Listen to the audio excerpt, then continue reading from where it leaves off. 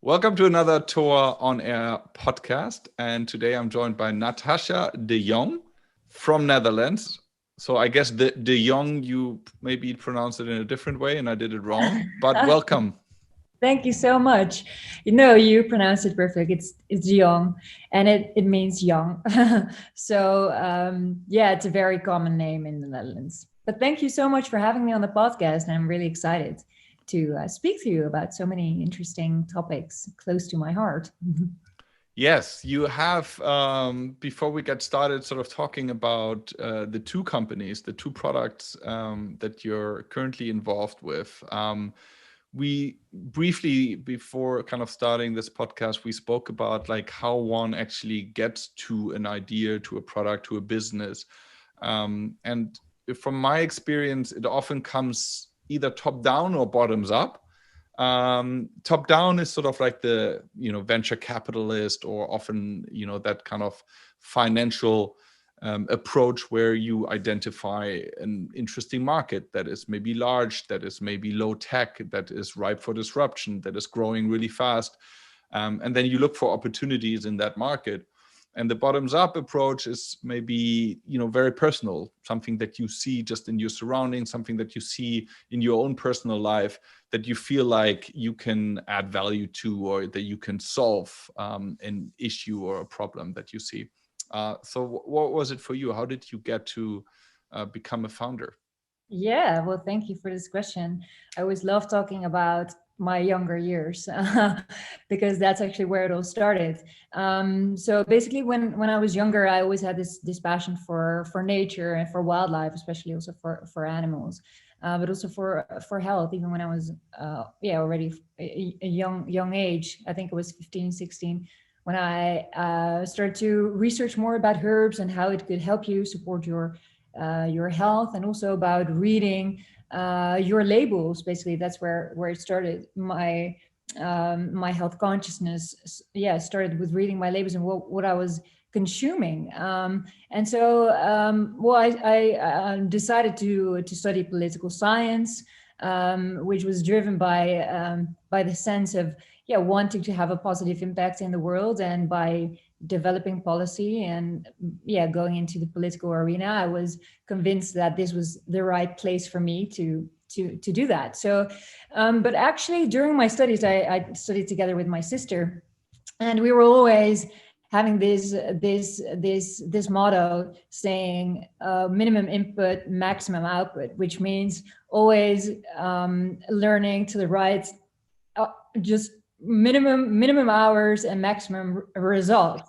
So that meant that we sometimes would like spend hours just a few nights before the exam, focusing and doing a lot of study, and then the rest of the year we would be like, okay, fun and relaxing. But that also led us to the question, how can we maximize our performance? So one night we were studying, and I took some herbs to stay focused and to prepare myself for a long night.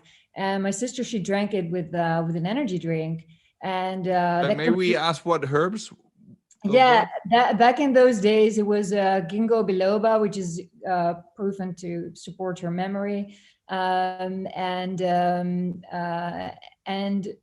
my sister also, we had guarana, which is more of a stimulating herb.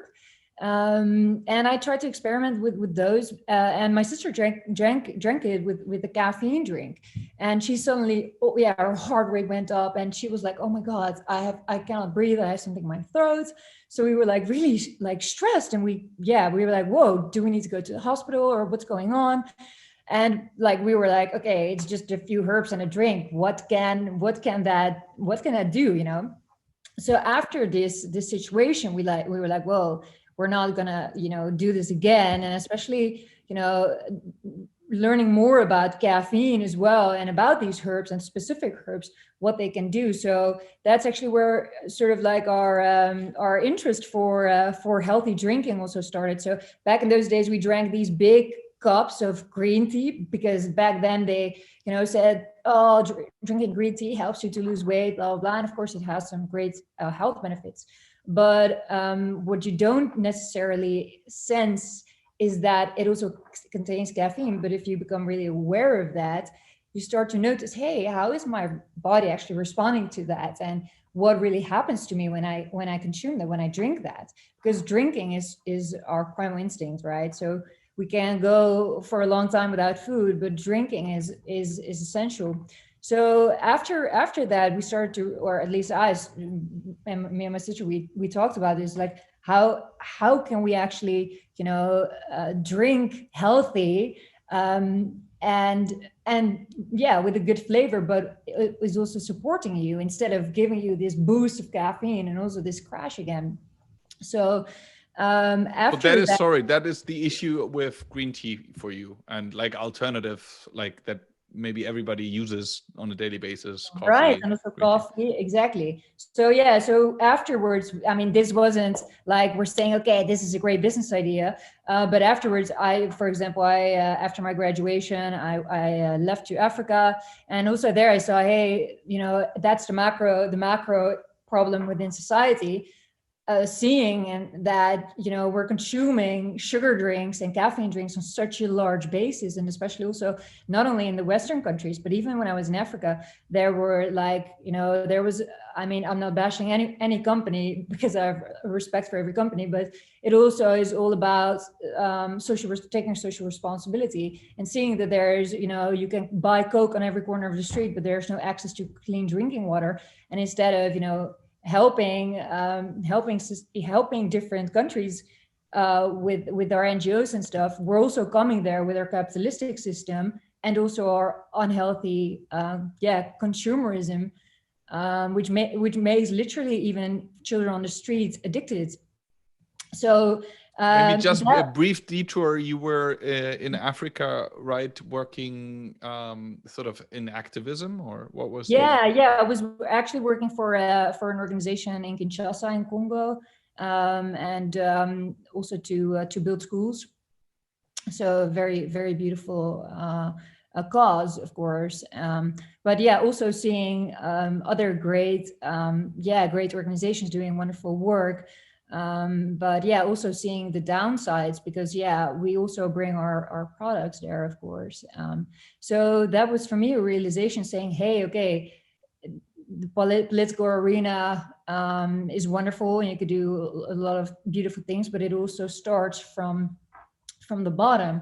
And why not use entrepreneurship as a tool to actually develop products which are healthy, with taking that social responsibility and to actually make a change, and with a good cause as well. So using actually the wallet of the consumer as a vote, because instead of us only being able to vote once in 4 years, we actually have that voting power every day, right? We can vote with our wallet every day. We can support the products that we support. And we can also ban products or ignore products that we don't support because we don't support their work ethics or how they treat us, but also the planet. So that was like a wake-up call, and we decided, me and my sister, to start our own company. And before that, I also worked in America and the States, where I developed products. So I had a lot of experience already with supplements, because of course that was also my passion. And then we said, okay, well, let's develop a healthy beverage which is good for your soul and good for the environment. So we developed Predator Endurance Drink, which is the world's first natural endurance drink without caffeine, but with adaptogens.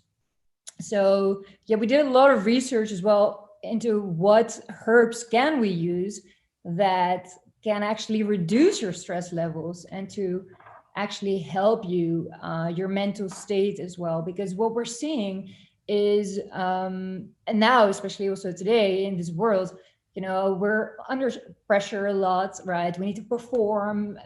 Lots of people who are suffering from depression, but also from burnouts. And that all comes down to stress. And especially if we keep on consuming lots of caffeine, because we need to stay awake, and we need to stay fit, and we need to stay on it. But what we actually found is because we were doing so much research in this field, how actually stress is creating stress hormones in your body, or caffeine is creating stress hormones also in your body. And what actually happens is, even after drinking 1 cup of coffee already, it accelerates, or it activates our fight and flight mechanism. And you probably heard more about this already, but that basically means that you have to fight or defend yourself to survive. Is that like, when does that activate with coffee? Like, is that, when you're getting the caffeine kick, or when you're crashing? Actually, when you get the caffeine kick. So actually, after already drinking 1 cup of coffee, this already happens. So that's the energy boost you feel, right? So you feel, whoa, I feel energy, but actually that's stress. So what happens is all the energy from your brain, from your heart, goes to your arms and to your legs, because this is a fight and flight response, right? So you need to, you need to, this energy needs to get out, because you're in a stress survival state. But what also happens, and this is normal once in a while, to fight a bear, or to jump in a tree to escape from a tiger. For some business meetings, it's necessary. For some business meetings, yes. But in our daily life, we experience stress a lot, and we can even like stress ourselves, right? Even with our own thoughts, we can accelerate, and we can activate this. And even neuroscientists and quantum research shows also how this works together in your energy field. So what they found was that if we're in a state of stress, which is basically fear, your energy field shrinks. And what happens is that this is a state of fear, right? So the ego comes up and is saying, I am the most important one in the room, and I don't give a shit about you, basically, because I need to survive for my life. And that state of fear, is keeping us separated from each other instead of connected. And after doing this research, I'm working also together with neuroscientists, and to see actually how this state of stress impacts our entire body and also our state of mind. We said, and even if after drinking 1 cup of coffee, we said, wow, let's start this mission to help people balance their body's stress response. And how is the question? So we did actually look into how indigenous tribes, and especially also when I was in Congo, the way they interact with nature is so completely different than we're used to here in the West. And they basically, use these ancient traditions from their grandparents, and we sort of lost that.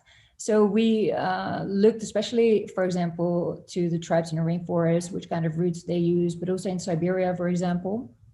And there's this category called adaptogens, which are used in different healing methods already in Ayurveda, but also in Chinese traditional medicine. And in the 40s, 1940, there was a researcher in the Soviet Union, in Russia. His name is Lazarev. And in this time, there was this, the Cold War.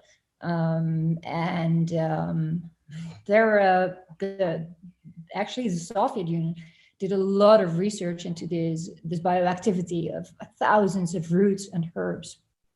So basically what they found was that this category of adaptogens, they have this ability to actually protect us from stress. So when we're in a fight and flight response, these adaptogens help you to yourself back to homeostasis, which is our natural ability. But when we constantly keep on using that, it sort of gets, you get depleted. And the adaptogens are showing that it really helps your body bringing actually back to your normal balanced state. So, but can I just ask, because yeah, the drink is called endurance, or it is an right. endurance drink. You call it an endurance drink. So that to me says it gives me also energy. And we heard that it's kind of like the energy I get from coffee is because it activates my fight or flight modus. So how does it work with Predator?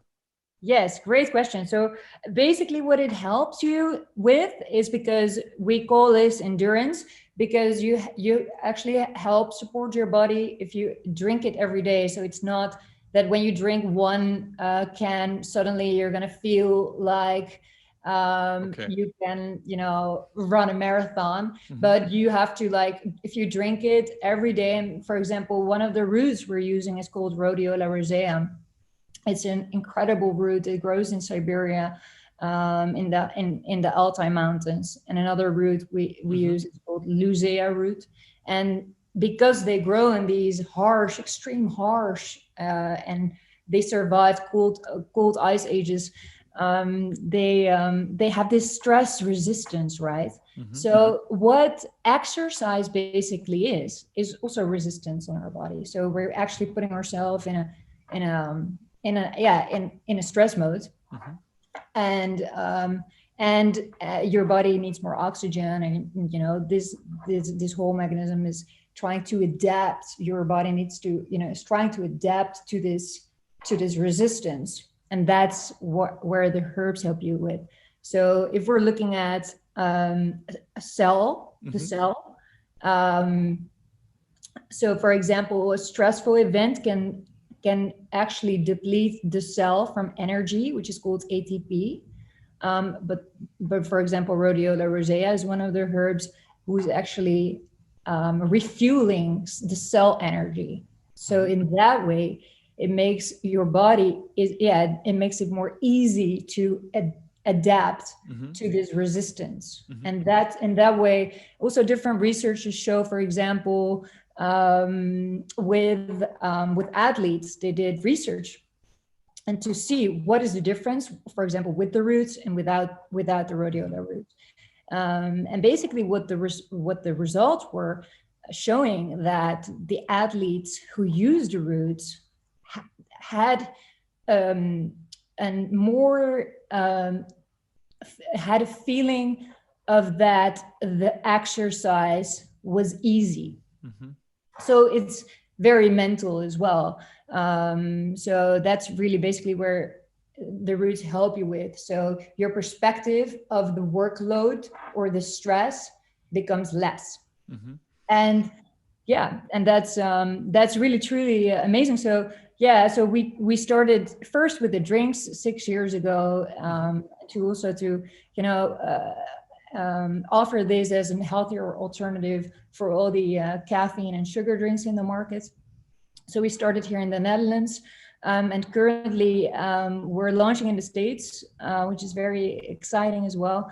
So you can drink your adaptogens every day in one drink, and you can drink it every day in a safe way. So the last few years, we saw that, not only in the drinks, we offer them, but also in blends. So we just developed a neuro blend, a coffee blend with adaptogens. So people don't have to consume their caffeine coffee anymore, but they can consume, it's basically a mushroom blend, which helps your neuroplasticity as well. But we can talk more later about that.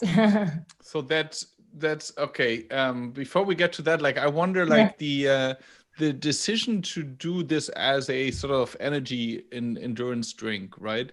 Right. How did you get to that decision? Because probably you could have also gone down the path of a supplement, a powder, a tea form, or so I assume, right? And you Yeah, decided to absolutely. actually go for that type of like, Yeah, it has the appeal also of a, like design wise, of an energy drink, right? Like the look and right. feel. Like, how did you decide on taking that Yeah. as a product? Right. Yeah, great question. So basically, when we were, talking also with different neuroscientists as well during this time where we studied caffeine and these adaptogens, basically what we found and what we learned is that if we want to, because ultimately our goal is living in our planet with our human family in harmony. Mm-hmm. That's our ultimate goal. Um, in harmony with nature. But to get to that state of consciousness where we feel all one, that is sort of an acceleration or expansion of consciousness, which starts in the brain, and we can only get there if we sort of like push the right buttons, I would say. So why we chose drinking is because we can accelerate our consciousness by becoming aware of ourselves. And that starts, the monks, for example, would say start to meditate, which is absolutely something I'm a big fan of, which really helps you to become more self-aware. But by drinking, this is a habit that we do maybe 8 or 10 times a day. And why this is so important, because this is hardwired in our brain. So once we're going to ask ourselves, hey, what am I drinking? Which in habits I do 10 or 12 times a day, we become more aware of our vital survival mechanism. And if we say, okay, I'm going to start drinking healthy, this is the only habit I need to change to accelerate my sense of awareness and my consciousness, then the rest will follow. So afterwards, you become more aware of, hey, what am I actually eating? And is this healthy, or is this healthy for me? And then you're sort of like fueling your love for yourself. And then from that state, we can say, okay, I'm taking good care of myself. Now I can take care of you. Now I can take care of my family, my community, my country, and then ultimately the planet. Because we cannot get to the sort of like the last stage, which is love for nature and the planet, if we're in a state of stress, because that's where only I is important, right? So that's sort of like the shell, which, yeah, needs to grow as a sort of like an expansion. So And first drinking and then eating. and then the first steps, like, so you have that idea, and can you tell us maybe just sort of a few milestones and maybe learnings along the way of building that then really into a product, selling it in the Netherlands? Like, how did you go about it? You produce yourself? Did you find a producer? Did you raise money? How did you get into the first shops? Where are you selling now? Like, if you can just share a little bit of that journey, kind of from a, as a Yeah. learning for the people, listening to that also may have an idea around, a product like that, but it often seems kind of like, so, especially in the food and beverage category, it seems to be so like difficult, against all these big brands, to actually try and compete and launch one's own product. Absolutely, yeah. It's a killer industry. That's also what we called our drink predator, because it's a quite aggressive category, definitely. So how we started first was, we first started with the adaptogens, trying them ourselves. Then we did actually a small test run, actually developing a prototype for entrepreneurs or people who are interested in developing their own product. That's something that I would really always recommend, to first start with a prototype and then test it. So we first launched together with actually a very famous healthy influencer here in the Netherlands. And that was our test market. And sampling it to people and getting that feedback. Also, we spoke with some key figures in working for different retailers to get advice, because we first had this idea, right? And we had no clue if that would be the right path. And yeah, asking for advice would be definitely something from key players or key people in the industry who have lots of experience, is also something that's very important when you start your own product or your business. So that's also what we did. And then with our prototype, we went to different distributors to see, yeah, is this something that you were looking for? We already did some testing. We saw that the consumer is actually liking it. Not only because we think this is a gap in the market, but we've seen that a lot of people are looking for ways to drink healthier. So no sugar and no calories, no caffeine, and also natural. So, I mean, this category is obviously, yeah, booming. And then actually we raised capital in our near environment, not with big venture capitalists, no, like very close in our circle, which we were very grateful for. So that would also mean that we could grow also in a more organic way. So we didn't have to launch directly with the biggest retailers, because that would also mean that you need to pay a lot of money for shelf space, and then you get maybe 6 months, and then if you don't perform, you're out. So our approach was, okay, we have like a 3-year plan where we first start in, for example, the health segment. So we first launched together with the Holland & Barrett, which is a very big health retailer. I don't know if they're also located in Germany, but their origin is from the UK. And then we started to work together with schools. Because that's also one of our biggest target groups, because I mean the younger generation is more easily to learn a new habit, right? So we started to develop youth programs. So basically what the kids are doing is they literally compare different drinks, and they test it, and they're gonna ask themselves, hey, how am I feeling? And they're doing a heart rate test and stuff like that. And that's how we actually create that awareness. So that's also part of our social entrepreneurship program. And then and now we're actually working together with the biggest wholesaler here in the Netherlands. So working together with sport canteens of sports clubs, and now also we're preparing ourselves for the USA launch, which is also very exciting. So So who's you would say, like, your core customer is somebody who is, looking for both kind of tranquility and endurance, or like energy and relaxation, or you mentioned sports studios, athletes, but maybe also people that would traditionally go to Whole Foods, or in Los Angeles, Aero One, live in Venice. Like, can you draw a little bit your customer also now that you're entering the US, that you're going after? Absolutely. Wonderful that you mentioned also these locations, because that's also definitely where our core target group is shopping. But what I believe is that, everyone who is interested in actually, demanding the best from their own body and their selves, treating your body as it's your temple.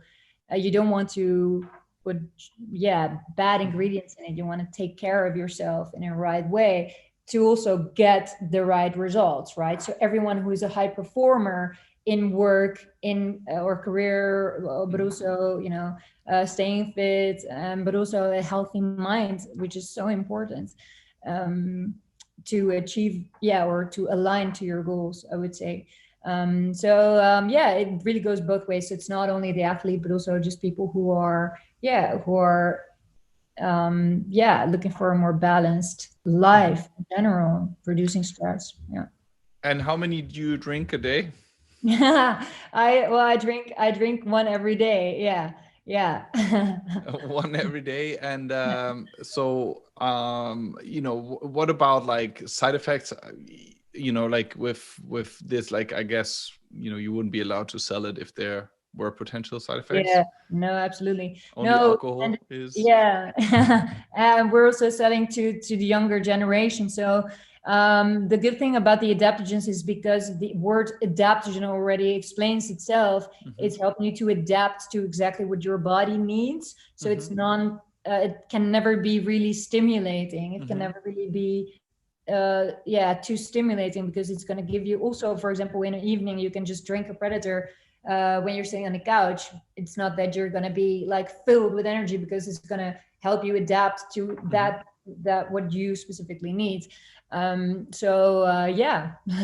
day I would say is best. And it also contains 1/3 of your daily vitamins, so vitamin C, all the B complex, but also folic acid, biotin, and vitamin C are also in it. Yeah. Do you sell online directly to the consumer? Absolutely. Also? Yeah. Absolutely. Yeah. So for everyone who's interested, thepredators.com, and you can shop our entire adaptogen assortment.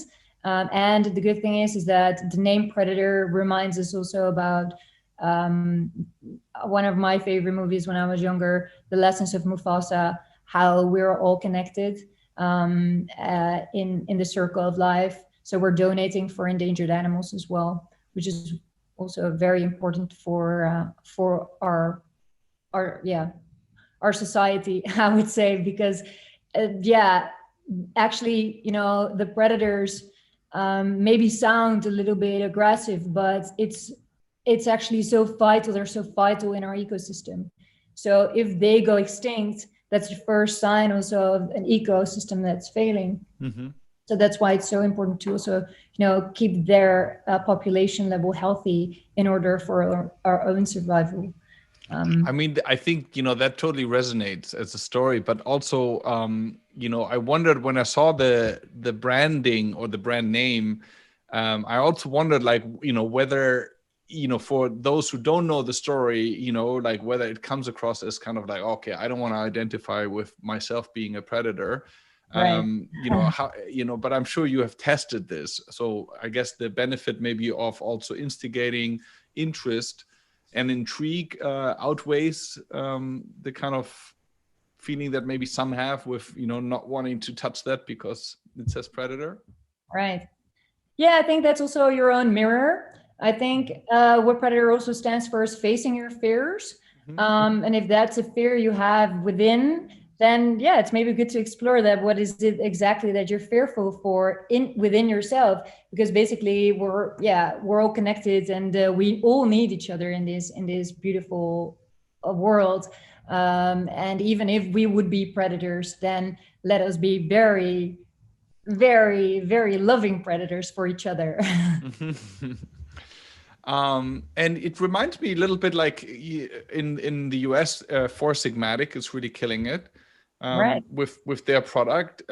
Is that kind of like the direction, or also like the future that you're looking to, like extending, your product line? And, this may lead actually into, also the company you founded with Earth Resonance.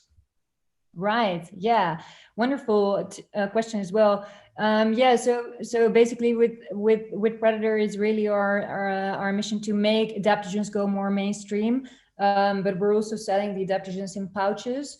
And what our mission is to make sure that we also integrate these foods back into our diet and become more intentional with it. So instead of having these pre-packed sachets, we want to also help people to become more intentional with their foods and with their drinks, because everything is energy, everything is vibration, and everything that we give, we also get back. So especially how we consume our foods as well.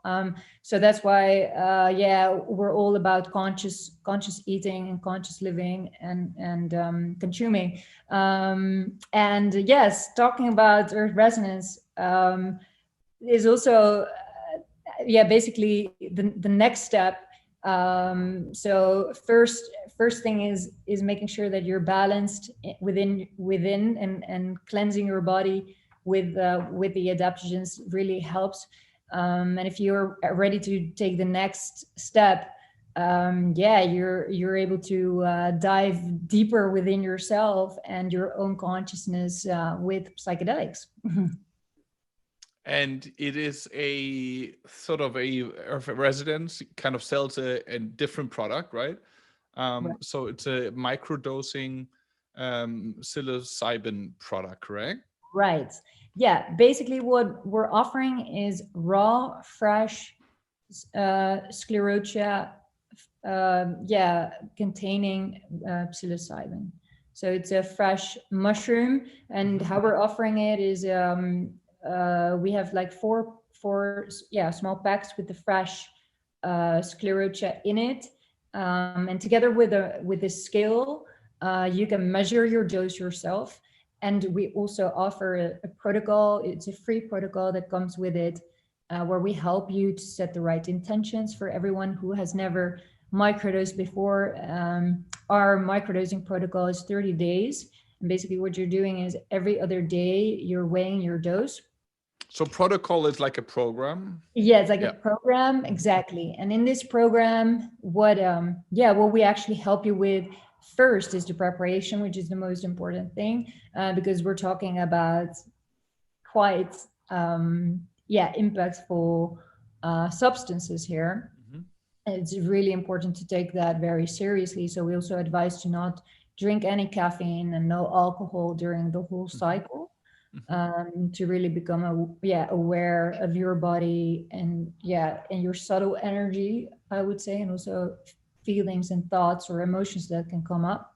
And so we help you first actually with the preparation work, which is the intention setting phase. And in this phase, you're actually going to look objectively, I would say, to your life and to specific areas in your life, and to say, hey, where do I see that I need to give this area in my life more attention to? So this can be, for example, your health or your career. You're spending 40 or maybe even more hours a week at work. Is this fulfilling for you? But also your financial situation, does that need maybe more attention? Or yourself, your relationships you have with yourself, your relationships you have with others. And then also the last one is, how do I see myself in this world? Or how do I see my life in this aspect, or in this bigger picture? Or I would say your connection to God or spirit or source, or whoever you want to call it. And then that really helps you to sort of like give yourself rates, and then see, hey, where do I need to put my intention and my focus on? And then the rest of the 4 weeks, you're going to focus specifically in these 3 areas that come up. Mhm. And then you're going to write down your intentions, and you're going to also uh, quantify you're going to measure yourself, and you're going to rate yourself specifically in these areas. And also when you take your dose, it's also very important to speak your intention out loud, because that's also really helpful with the psilocybin that you're consuming. And and that's basically how the first phase is really important. And then during the cycle, we're going to give you some specific self-reflective questions, but also some resonance hacks. For example, a gratitude jar. Start with different sort of techniques to help you enter a state of gratitude, Mhm. um, which is a magnet, I would say, or I would say a new level of resonance to Mhm. resonate with a new reality. And how does, because I think all of those sound, really intriguing. And, probably for anybody who's kind of on a spiritual path or a path to become more mindful Right. and aware, it sounds like that those would be great activities, even without the psilocybin, right, to do. Absolutely. So Absolutely. in what way does the psilocybin help, and the microdosing actually help Yeah. you, and how come you decided to make that also an integral part of the product? I mean, I guess you are in the space, of course, of physical products, but what role does the microdosing play in? Great question as well. So for me, actually, and if we're speaking about spirituality, and I can talk to myself, I have always been very focusing on first seeing, then believing. But when I first started my meditation practice 7 years ago, this was actually really focused on performance. But what I noticed that is when I sort of like was able to center myself and sort of like getting my ego or my identity or everything that I think of who I am gets out of the way, you open yourself up for a total new level of consciousness, but also ideas that can come to you in a sort of like a download. And where the psilocybin really helps, and that's also what research now is showing, that your default mode network is actually a sort of like different connections in your brain that are constantly on. And that's also where our ego resides, so our belief systems. And it's very, very difficult to sort of like, put our self or our identity that we have and the things that we learned when we're younger, especially when we're 0 to 7. We were in a state of like a dream state, like a hypnosis state, right, where our subconscious program is being fueled, and that's also possible to get specific things like belief systems, which we're not really aware of, but are super subconscious, to be sort of like dormant or sleeping, I would say. And then suddenly you start to realize that some type of patterns keep on coming back into your life, and you're like, hey, okay, again, I'm in a relationship where my boyfriend is cheating on me. Again, right? So then you start to realize, this is just an example, but how is it possible that constantly this reality sort of like keeps on standing on repeat? And what am I not seeing? What am I not learning here? And then that would be a perfect time to reflect and to go within and to see, hey, what is my belief system actually about this? Or why am I not feeling worthy, for example? And the psilocybin really helps to sort of like lower that default mode network state, which is always on, which is not very helpful to get into that subconscious.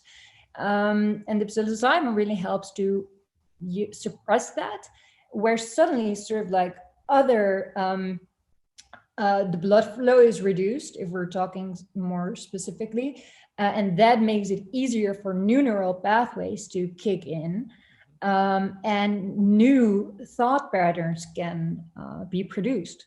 So that's called neurogenesis, and that's where the psilocybin is now shown to be very helpful for. So basically the microdosing cycle can be very effective if you also starting, for example, a meditation practice, but also writing things down in your journal to understand your process and your thought patterns, and to go deeper within yourself.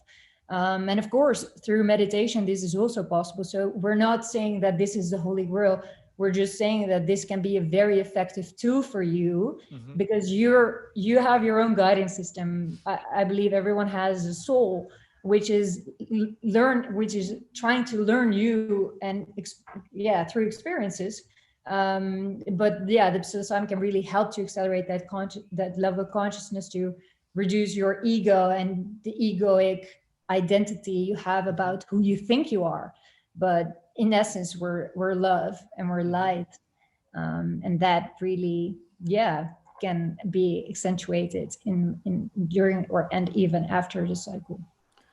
And then, from like talking to colleagues, friends, etc., that have microdosed or are microdosing, oftentimes, I mean, I've not heard actually that kind of goal, and I think it's really interesting, the protocol that you've built around, being intentional, and also working on maybe changing certain patterns, and frameworks that you live by.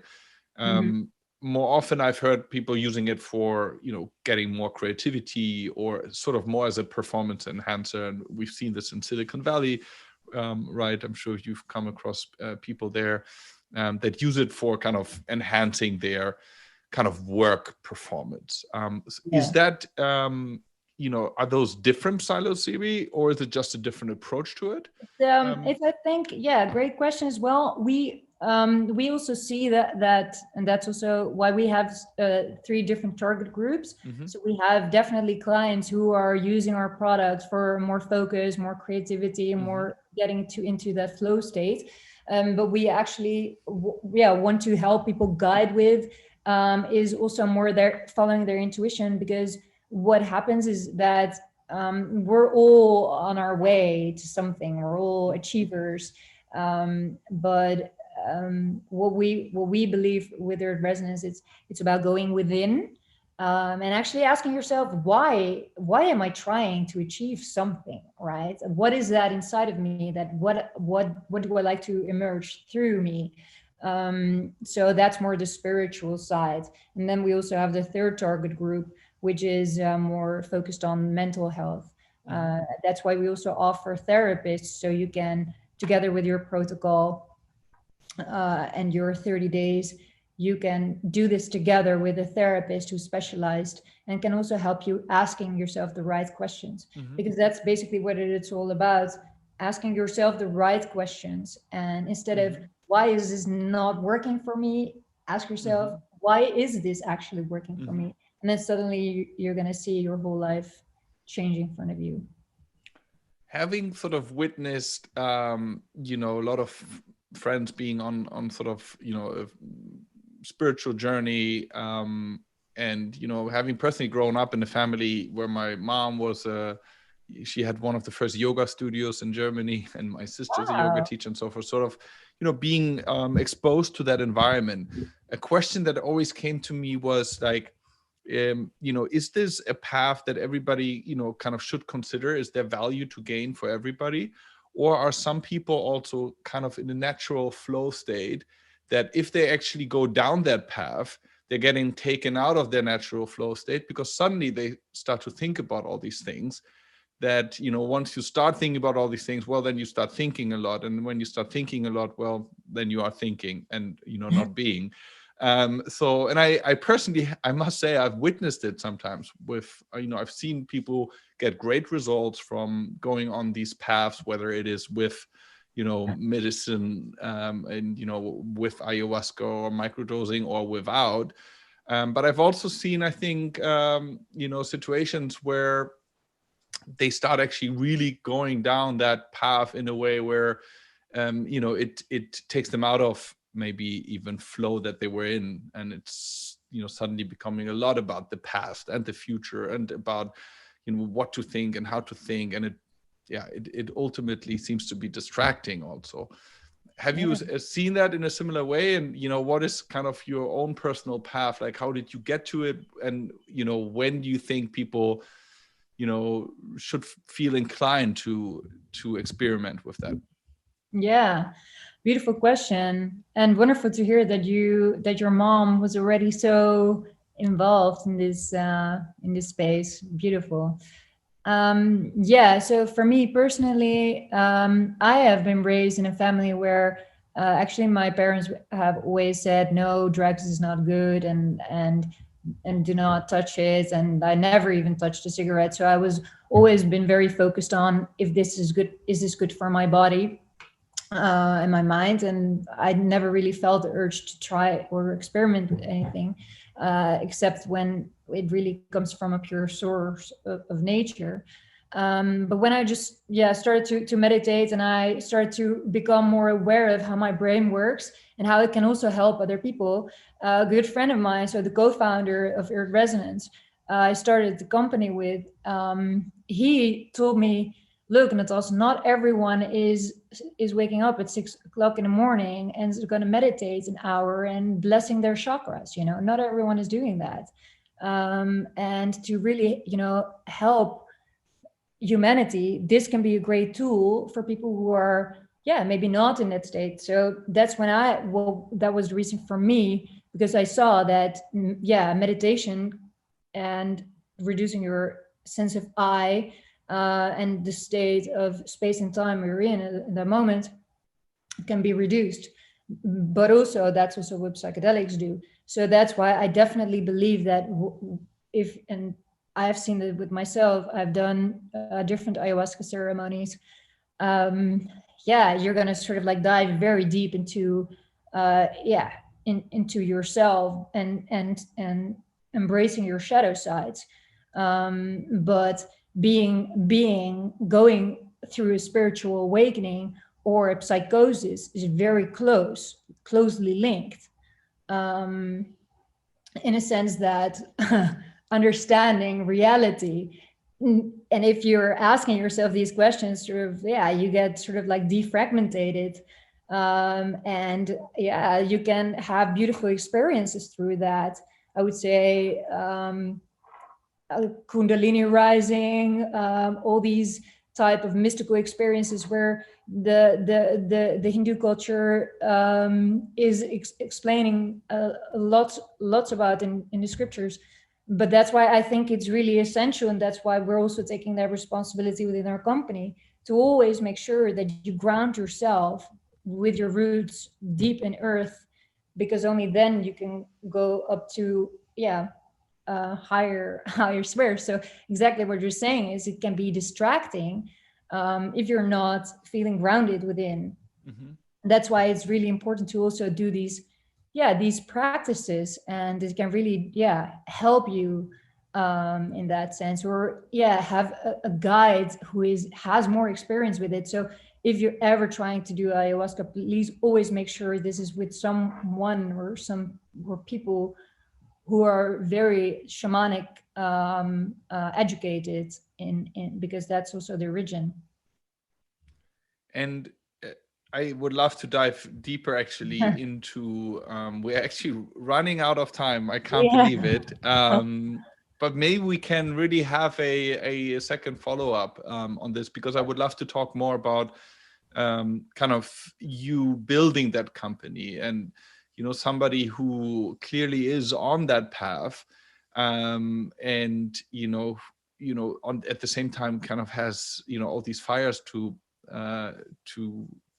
burn out or take out, right? To take care of, which is basically building a company, and you're building two. Would be great to maybe dive a little deeper on that side.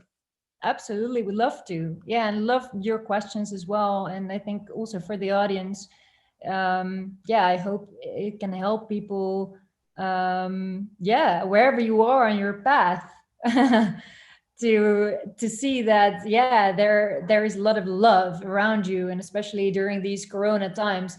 That's also why we started our resonance, really to